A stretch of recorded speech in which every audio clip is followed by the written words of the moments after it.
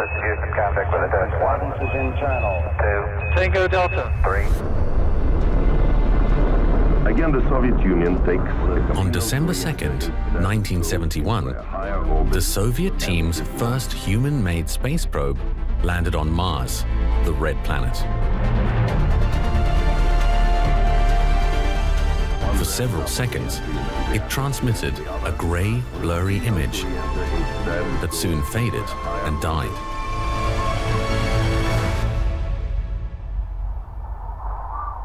Coincidentally, on that same day in 1971, in a desert on planet Earth, the United Arab Emirates was born.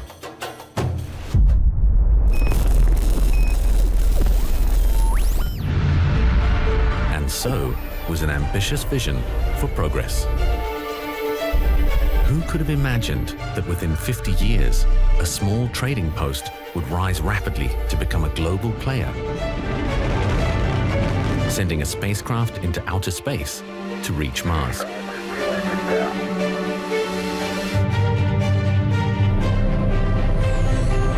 It was an enormous challenge with high risks. But on February 9th, 2021, a nation held its breath as their cities flushed red in the glow of their hopes. The world waited to hear if this small spacecraft, called Hope, carrying the ambitions and dreams of a nation, traveling 493.5 million kilometers through deep space, was going to succeed.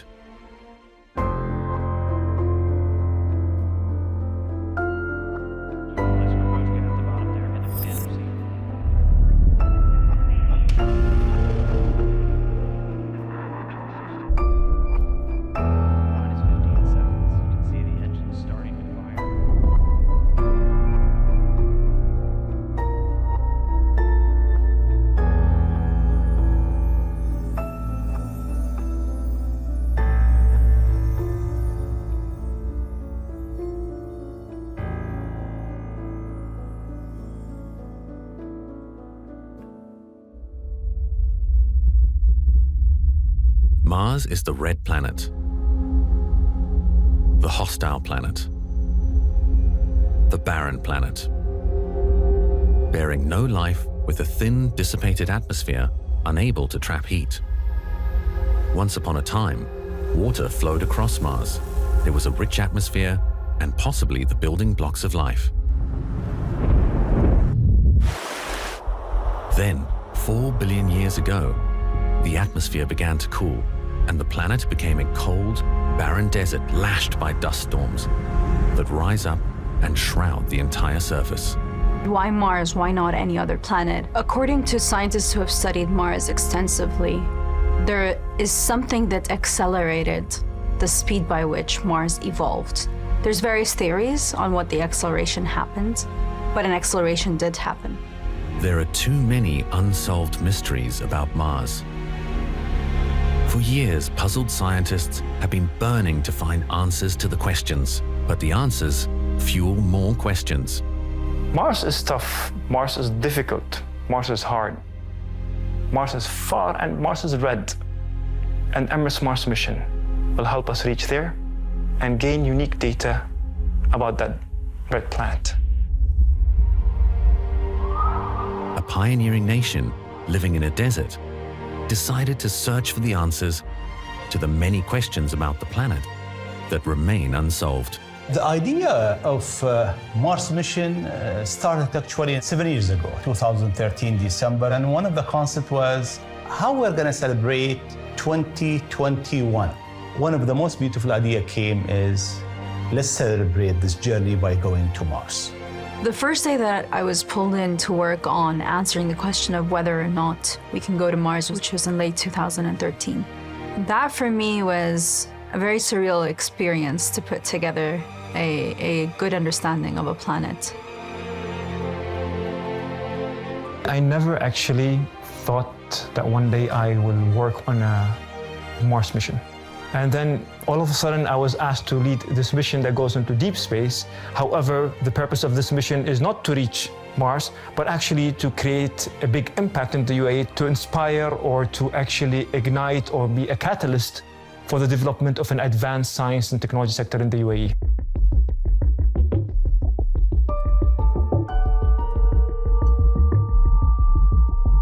This is, for me, it's a human journey. This is what civilization can do at the end of the day. So for us, we are moving this mission, and it was built in a desert, and it's moving to another desert, which is a Mars desert. And hopefully, this can inspire youth in this part of the world. The satellite was to be called Hope. The goal of the Emirates Mars mission was to build the most comprehensive picture of the Martian atmosphere in a way that had never been done before. And that's one of the reasons that the team really strove to have this mission not only be unique in nature in terms of the data that it's providing, to be able to better understand how a planet that is sort of similar to ours has evolved to the point that it's at today. From a planet that had a much thicker atmosphere, a planet that had one of the sources of life as we understand it, which is water on the surface, to one that is the arid, dusty planet that we see today. The journey began in 2006 when a small group of young Emiratis left the UAE to arrive in South Korea to be part of what was to be a technology transfer program. Within a few years, the team had designed 3 groundbreaking satellites. By 2019, they had sent their first astronaut, Hazza al-Mansouri, to the ISS. But now, the biggest challenge lay ahead. They were to embark on a journey into deep space, within a time period to reach Mars. But the quest to the Red Planet began in 2014. We had only 7 years ahead of us to be able to deliver the mission, which is a challenge by itself, because missions like this usually take between 10 to 12 years to develop. Launching to Mars, the opportunity comes up once every 2 years.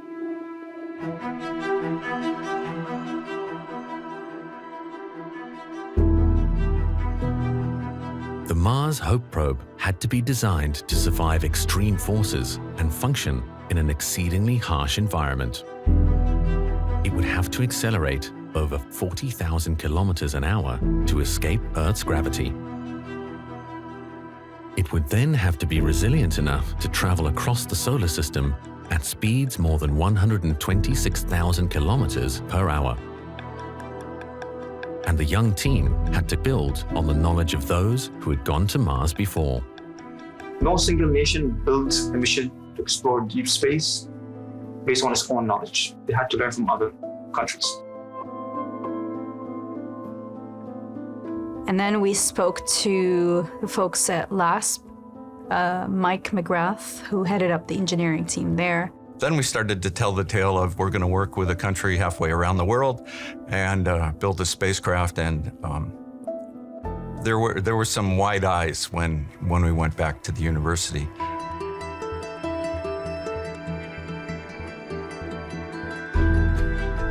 A trailblazing team of 200 Emirati engineers set off on an adventure to the Colorado University Laboratory of Atmospheric and Space Physics to build the spacecraft Hope.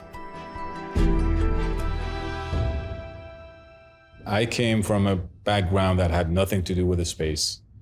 Family, close friends, they told me there is no way that you'll be able to, achieve, this is not your career. This is not something you can do or be good at. But this mission proved that wrong. The empowerment that we got, and also knowing and stating that most of the engineers on the Emirates Mars mission were fresh graduates. They didn't come from any background to do with the space projects, maybe only in school work.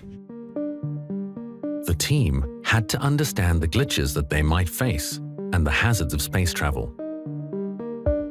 Space was unforgiving, unpredictable, and dangerous. So towards the end of 2019, we were completing our tests, the final test when it comes to the spacecraft, the environmental testing. And we were glad that we managed to finish it on time, and we met all requirements that needed to be met to make sure that the system is actually reliable and will be able to withstand the space environment. The spacecraft was now successfully moved from Colorado to Dubai for the final testing processes. From Dubai, Hope would be transferred to the launch site on the Japanese island of Tanegashima. So in early 2020, while we were doing these critical testing, I remember we had a meeting in which the issue of COVID-19 was raised. And the question was, is this something we need to be worried about? The team's questions were soon answered as the unthinkable consequences of the pandemic unfolded rapidly. The world watched in disbelief as COVID swept through China and then beyond its borders. It seemed to be an alarming and complicated disease. The situation looked slightly different than the past. So we thought, okay, you know what? We maybe need to start having discussions about what will happen if all countries went into a full-on lockdown. What will happen if the whole world shut down because of this situation? The outbreak was considered an international emergency. Countries were now imposing lockdowns on their citizens, and travelers were barred from entering. Flights were stopped, and the Mars mission appeared to be fighting the odds to survive. But basically, so what we decided is to ship the spacecraft 3 weeks earlier than planned. The spacecraft was sealed in a special container and carefully and slowly transported in a lorry from the Space Center to the airport. This 45-minute journey now took 12 hours. Hope was going to arrive ahead of schedule in Japan to ensure it would make the launch window from July 14th to August 3rd. A specialized team accompanied the probe. They now had 80 days to prepare the spacecraft for takeoff. I think once we landed in Japan, I felt like this is an achievement. We made this in such hard times where borders are closed, where no one is flying. And we arrived in Tokyo and stayed for 2 weeks and self-quarantine to make sure we're not having any disease or having fevers before we enter the Tanegashima Island. Then we split in 2 teams. One team flew to Nagoya and one team flew to Tanegashima. The road to Mars remained full of hard challenges. The team would soon have to make some even tougher choices.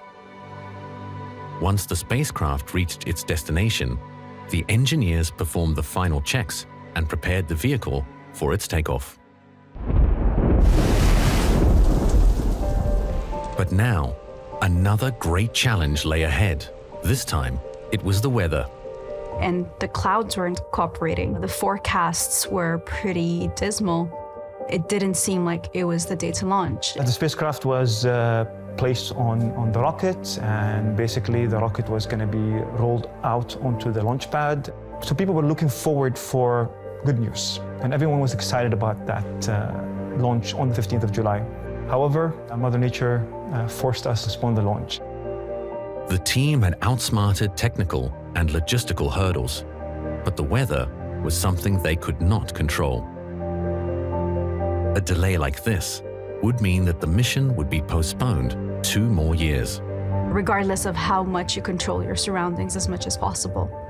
And we kept on checking forecasts day after day after day, and the weather was getting worse and worse and worse, and the conditions weren't getting any better. You're making decisions based on a lot of unknown and then explaining it to the public, especially here in the UAE. We've never done this before. It was touch and go whether Hope would manage to launch. The weather continued to be unpredictable. The small window to launch the satellite was closing. A nation's dream was slipping, and then the clouds cleared, and there was that moment of possibility. 20th, even though basically we were not sure if we'll be able to make it, that opportunity came up. There was a very small window that we had. Basically, if we literally waited for another day, I don't think we would have been able to launch. Coming onto Tanegashima Island a day prior to launch was a pretty stressful endeavor at that point. The team has put quite a remarkable feat to get us to that point during the height of the pandemic. Being in relative lockdown on the island, working towards delivering this mission on time and to the launch site. There was tension. Everyone was acutely aware of the small window of opportunity to launch the spacecraft. The Emirates Mars mission had to leave Earth during a relatively brief launch window, and this is because Earth and Mars were now close to each other, an alignment that would only happen every 2 years.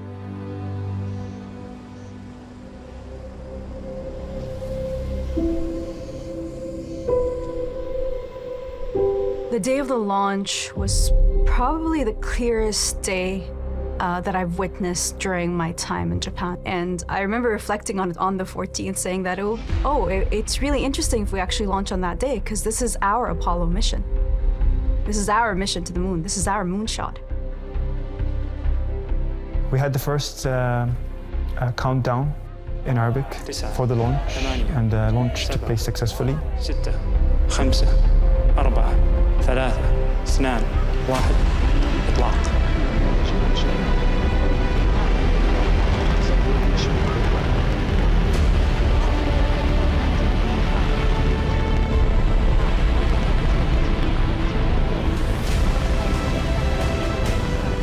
The beauty of, and the difficulty and the challenge of watching your mission go into space, watching your life work going into space, is that it's a series of holding your breath, a series of pauses of, we passed this milestone, what's next?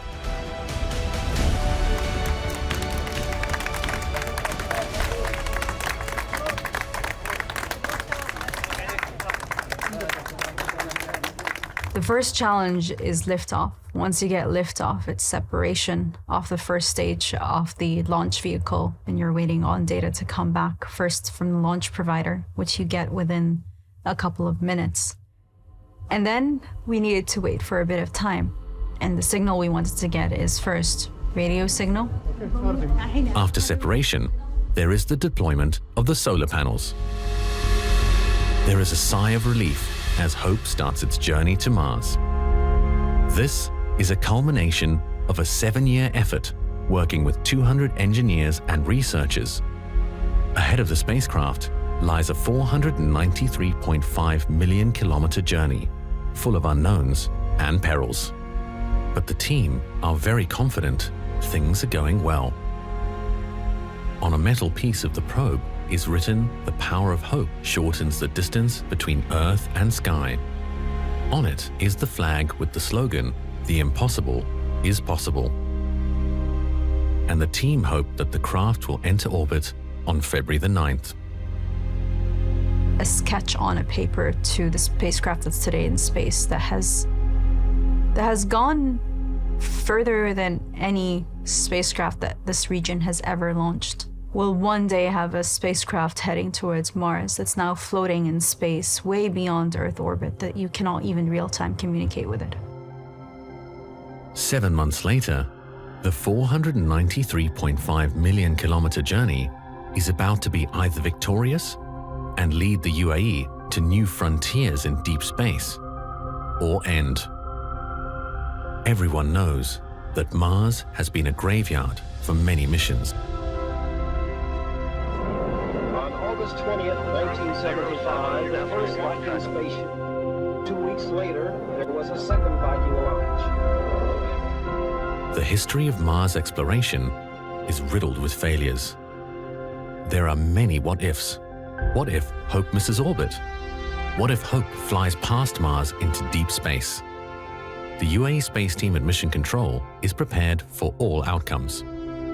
In the UAE, now glowing red to celebrate their ambitions. Tensions run high as the probe prepares itself for the Mars orbit insertion.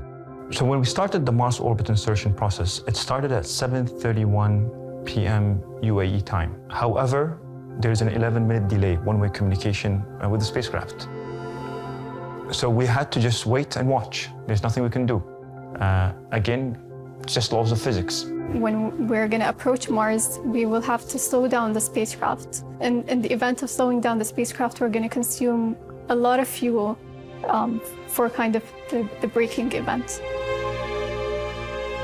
For the next 27 minutes, the spacecraft performs a complex maneuver to position itself for the orbit entry process.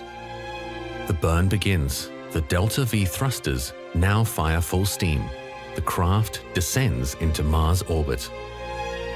By that time, basically, the whole team knew that we reached Mars, but they were waiting for me to announce it, and I was still in shock. And I had to take that deep breath and basically announce the mission, that the mission actually reached orbit successfully. And for 15 minutes, a nation holds its breath. Then, a signal confirms success. A wave of victory and pride washes over the UAE. I was saying my heart was smiling. It was, I had to stay cool, but I was over Mars. I was so happy. I was still in that status of shock, and I'm like, I saw the 7 years that passed in front of me like a second. What the UAE did to reach Mars was unbelievable. The model that the UAE took, the approach that the UAE took, no other nation took. A nation looks up at the stars, like they did for thousands of years. They see Mars. They see space. Their dreams are infinite. This is just the beginning.